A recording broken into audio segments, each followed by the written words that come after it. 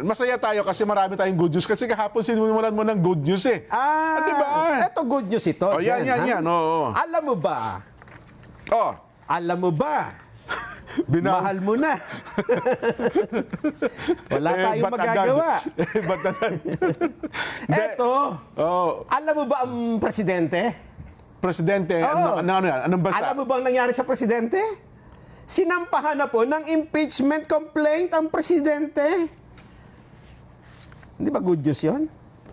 Hindi. Di ba? Alam mo naman, Hindi ba good news yun? ako kasi basta impeachment kay kanino isahain niya, Nelson? Ay, hindi. Divisive Hindi yan. maganda. Kung tayo ay sabi natin, di ba, ayaw natin ng impeachment kay BP Sara. Pero kung yan ang impeachment din kay Pangulong Bongbong, ayaw din natin Ayaw mo yan. din, ha? Oo, kasi divisive talaga yan eh. Wala tayong magagawa. May nag-file ng impeachment, ha? Ganon? Oo. Gusto talaga magkawatak-watak tayo, no? Oo. Sabi niya ay, ba't mo kasi ginaganyan ng bansa natin, ha? Ganon? Parang gusto mo ay mapunta tayo sa kaguluhan, eh. Oho. Oo, lahat ng mga hakbong mo, puro mabibingit sa gulo, eh. Ganun ba? Kaya dahil dyan, dapat matanggal ka na sa pwesto, Jen. Ha? Naku, Sabi nung congressman na ito. Lagi ko pa naman narinig sa Pangulo, magkaisa tayo, ayaw din niya ng impeachment, di ba? Ay, hindi. Sa kanyang talumpati, nung congressman na nag-file ng impeachment, sabi niya, yung ginagawa ng presidente rito, illegal yan at unconstitutional. Ba? Lahat ng ginawa mo, puro labag eh. Ba? Oo. Mabigat ang salita. Mabigat talaga. Ano naman ang mga batayan niya para nasabi niya? Kasi hindi ka magsasalita ng ganyan kung wala ka malamang alam mong batayan. Aba, Oh. ang problema, sinabi nito na, hindi, batay doon sa mga pagtatanong ko, ay mas maraming papabor na congressman na ma-impeach yung presidente. Ba, mabigat yan. Mabigat ito. Mabigat yan. Oo. Oh. Akala ko pa naman good news to para sa'yo, hindi pala. Hindi good Hindi news ba? yan. Ano mang impeachment? Ay masama. Lalo sa mga impeachable officials, impeachment sa ombudsman, sa ano pa ba, yung mga impeachable officials natin, Commission on COA. Yan, mga impeachable officials yan eh. Oh.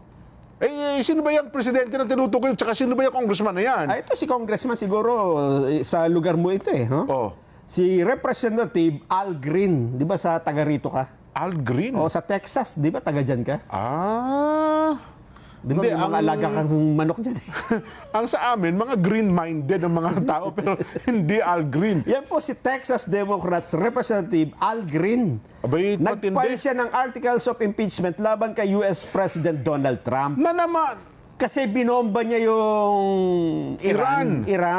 ayun ang kanyang ground. Oo. Oh. Ang sabi niya, dapat, hindi ganyan. Hindi pa Dapat umiinit sa pwestong Dapat Donald Trump. nagpaalam ka muna sa Kongreso kung ganon. ano mang hakbang na gagawin mo para bombahin mo ang ibang bansa. Oho.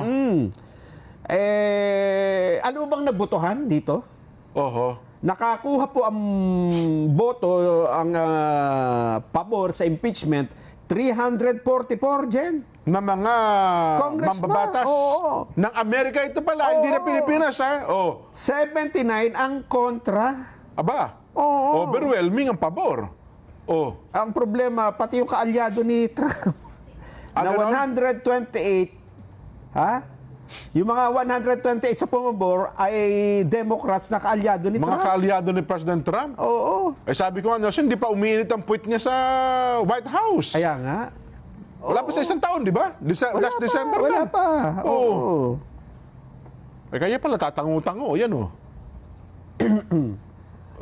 Dahil dyan, nagpanting ang tenga ni Donald Trump dyan. Sino ba hindi magpapanting ang tenga niya? Ano? Tinan mo yung tenga ni Trump. Oo Pakita nga. mo nga uli. Mamula-mula eh. Natingin ka pati mukha eh. Nagpanting eh. Oh. Nag-painting. Nagpe-paint. Alam mo ba kung bakit naman nagpanting ang tenga ni US President Donald Trump? Ano naman ang sinabi? Hindi dahil dyan sa impeachment. Binabaliwala lang yan eh. Ha? Sabi niya, hindi ko masyadong pinapakialaman yan. Ang akin ay yung itong dalawang batang ito na inaawat ko. Inaawat niya yung Israel at ang Iran. Iran. Parang mga bata, sabi niya. Ha? Oo. Para kayong bata. kanina lang sabi nyo, wag na. Tapos nasuntukan, pagtalikod ko, nag-upakan kayo. Sabi niya, hindi, ikaw, Israel, lumalabag ka sa ceasefire. Ikaw, Iran, lumalabag ka rin. Ano ba gusto nyo yung dalawa? Pagpapaluin ko kayo eh. Di sinabi, pag-uuntugin ko kayong dalawa. Sinabi ko. Pakanya natin.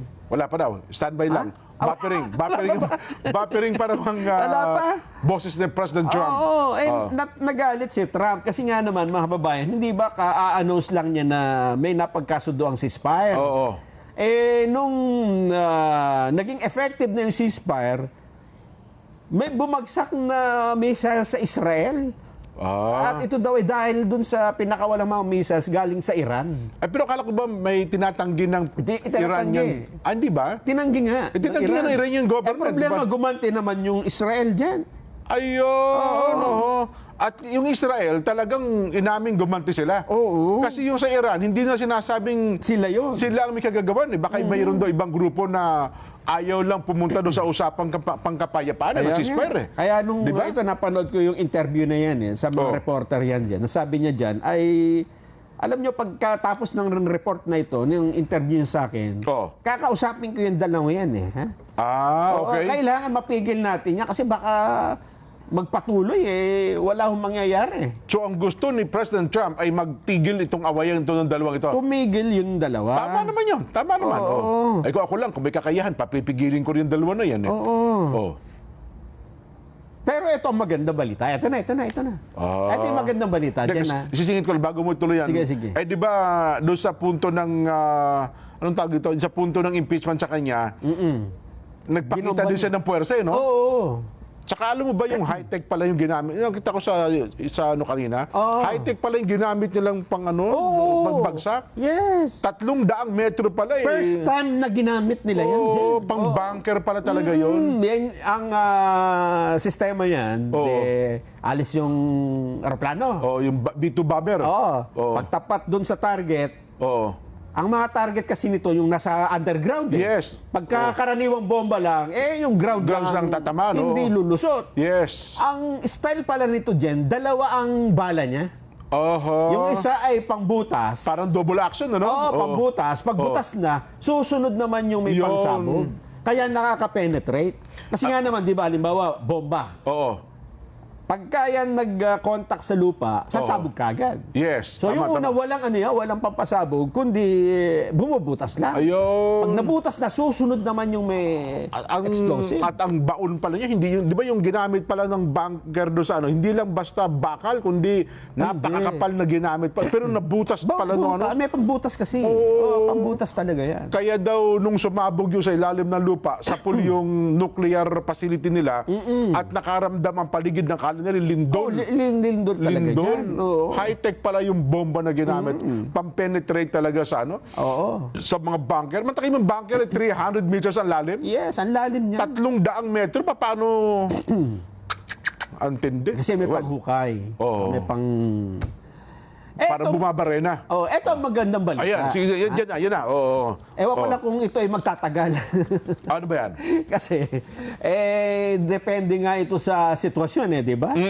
Matapos na i-enunsyo ni Donald Trump na may ceasefire, alam mo bang nangyari sa presyo ng langis sa pandaigdigang merkado? Ayan na sinasabi ko. Aba, ang nangyari po ay biglang bumaba ang presyo ng langis. Parang sagot ko, laban, bawi! Nung nakaraan, lumaban Dapat itataas na ng 5 piso. Yes, Hinati muna, next week na yung kasunod. Uti-uti raw Ngayon, mukhang bumaba na. So, parang hindi na matutuloy yung susunod. Hindi na nga. Hindi na. Talagang bumawi na raw po ng gusto. Nung Lunes, Monday, pinakamataas po ang presyo ng langis, $70 kada bariles. Kahapon, naging $69 na lang. At ito ay ang trend ay pababa na ng pababa. Sana. Sana dahil sa ang problema after ceasefire nag-away uli, di ba? Kasi nga alam mo, yan ang bad tsaka good side ng speculation. Di ba sa isang simpleng spekulasyon, pumalo pataas. Pero dahil sa simpleng spekulasyon din, humatak din naman pababa. Ayun nga. Biglang ngayon, kaya ang sabi din ng Pangulong Bongbong, bumawi rin siya. Ano sabi niya? Hindi ko natutuloy yung fuel subsidy. Bababa na pala presyo ng produkto. Teka. Ano naman yan? Depende nga. Ha? Oo. Kung tataas nga yung presyo ng produktong petrolyo, magsasubsidize. Marami din bumawi ngayon. Pati ata yung dagdag na piso, yung provisional fare increase. Di ba? Binabalak na ng LTFRB at saka ng DOTR. Aha. Parang balita ko, babawiin na rin. Hindi na rin tutuloy. Pending muna tayo. Kasi hindi pa sigurado. Kasi ang sabi nga ni Trump, wait lang, aawatin ko muna yung dalawa. Yan. Ayaw pa awat eh. Wait and see. Oo. May matake mo, yan simple na, isang simpleng halimbawa. Una, wala man tayong kinalaman dyan. Pero ang latay tumatama sa mga bansang kagaya natin na nakadepende sa produktong petrolyo. Sila nga ang di ba? Sila nga ang pinagmumulan yan. Eh ngayon po, ang kagandahan din naman, dahil sa akala natin, mag-stabilize na. Sana, no?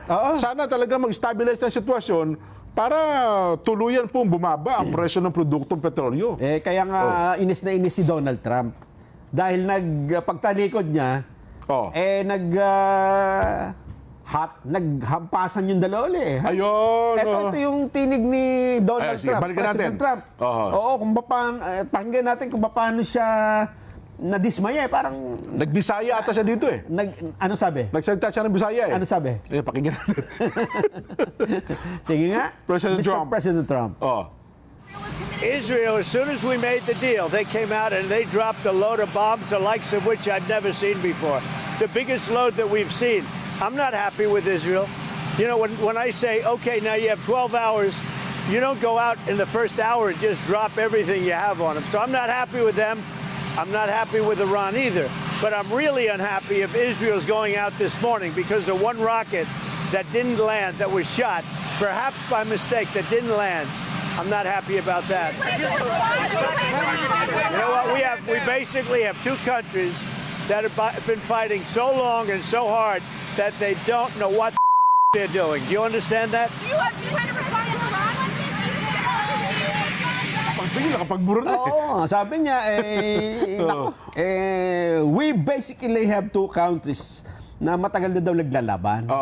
Kaya they don't know what the blip they're doing. Ayun. Hindi na alam kung ano ginagawa nila.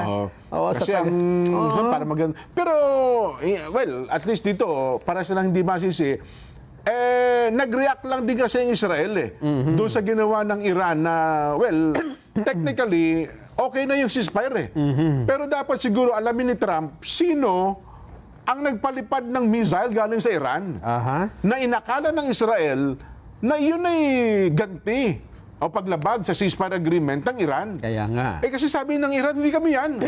Di ba? Merong gustong sumabotahe doon sa Ayun ang dapat, sabi ni Pangulo, hindi ako masaya. Malungkot ako. Hindi siya masaya, hindi malungkot ngayon.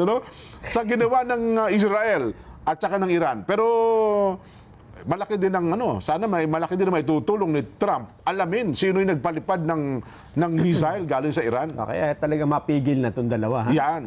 Naggantihan na. Hanggang doon na lang sana. Sana nga. Wala na masusundan.